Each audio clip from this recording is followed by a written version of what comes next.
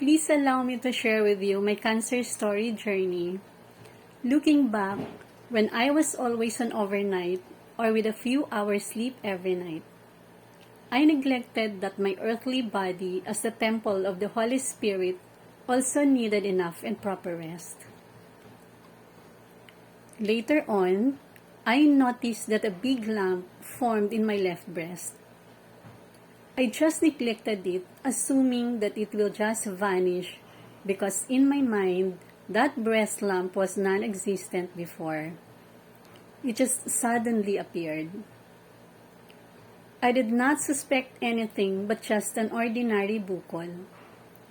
I did not think of it as cancerous or malignant. Since the lump in my breast did not disappear, I decided to consult an OB. I was given a referral for breast ultrasound and mammogram. But due to my work hectic schedules, it took me almost 2 weeks to claim the result. Again, without prioritizing my health, giving my best to become productive at work was always my priority. After getting the result, I consulted our company physician and she told me to consult a surgeon ASAP as the lump was big. It did not cross to my mind to look for a breast specialist. My only concern was to have the lump removed. The first surgeon that I consulted explained to me that the mass will be removed and for biopsy. If the result is malignant, I will be operated again, removing my whole breast and the lymph nodes. I agreed and did not seek other surgeons' opinion anymore because I was confident that mine was just an ordinary bukol and I will not undergo another operation.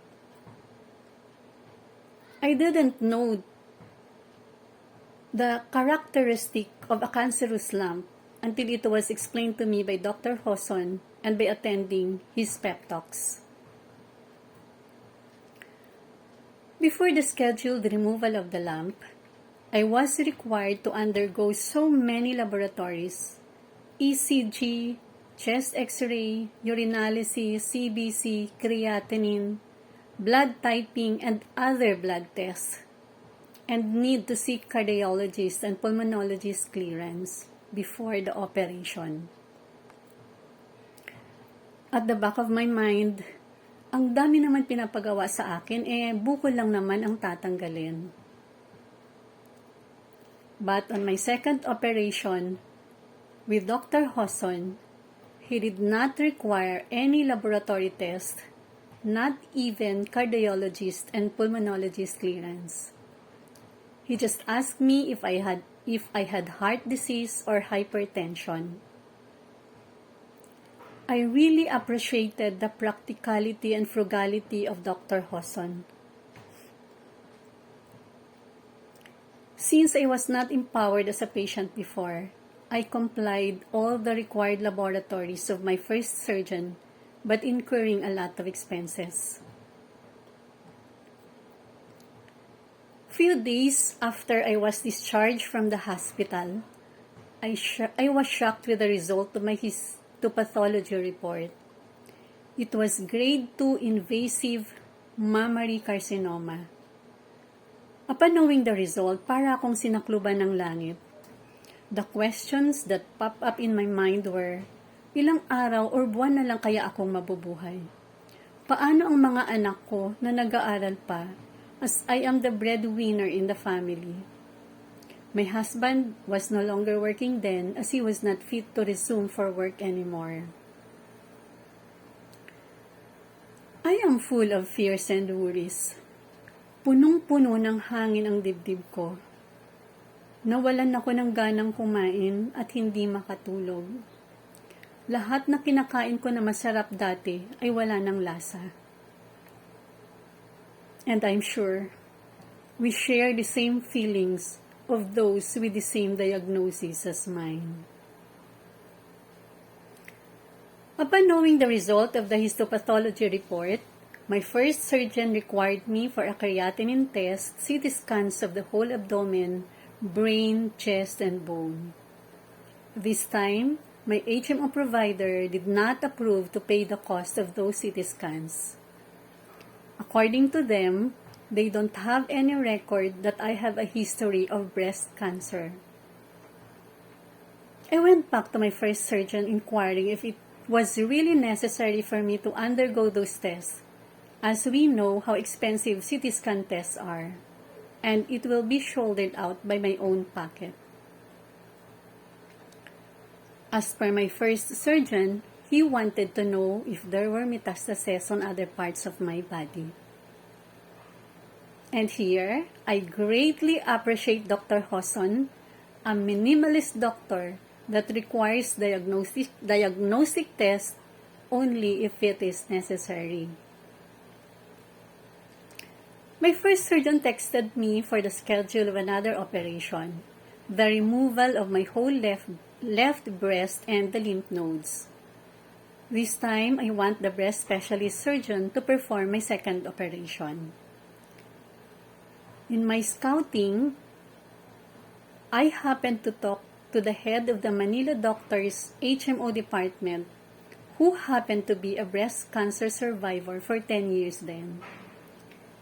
She mentioned the name of her surgeon, Dr. Reynaldo Hoson, breast specialist, and Dr. Antonio Villalon, her oncologist, and she gave me their clinic schedules.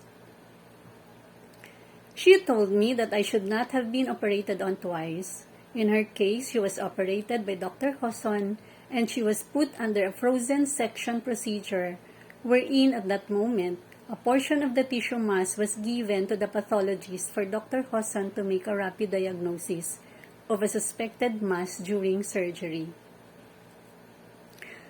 We talked for almost an hour, sharing her journey from the discovery, operation, treatment, and after treatment. She gave me encouragement and boosted my morale. Not to lose hope, just fight, have a positive outlook in life, and told me that life must go on as a cancer is not a death sentence. She said that great support system from family and friends are very important. When I left Dr. Garcia's room, I felt relieved. Nabawasan ng hangin ang dibdib ko at nagkaroon ako ng pag-asa. Indeed, cancer journey sharing gave hope for cancer patients to live on. This also inspired me to share my own story to provide comfort and inspiration to those who have recently been diagnosed with cancer. I also asked one of our company physicians if she knows someone who is a breast specialist, and she also mentioned the name of Dr. Hoson. I went to Dr. Hoson's clinic, and there he discussed everything in detail and the procedure that supposedly has been done to me by my first surgeon, that I would not be operated twice and a needle biopsy should have been done if the mass is suspicious for malignancy. Napailing si Dr. Hoson, sabay-sabi, "Kawawa ka naman, dobling hirap mo at inubos pera mo sa mga unnecessary tests." True enough, because my HMO limit was exhausted and I had to wait for the renewal of my HMO card for my second operation. Lesson learned was better to seek second or third opinion from other physicians, as more heads are better than one. When I went to the clinic of Dr. Hoson before my second operation, he discussed with me the treatments, emphasizing the benefit, risk, cost, and availability.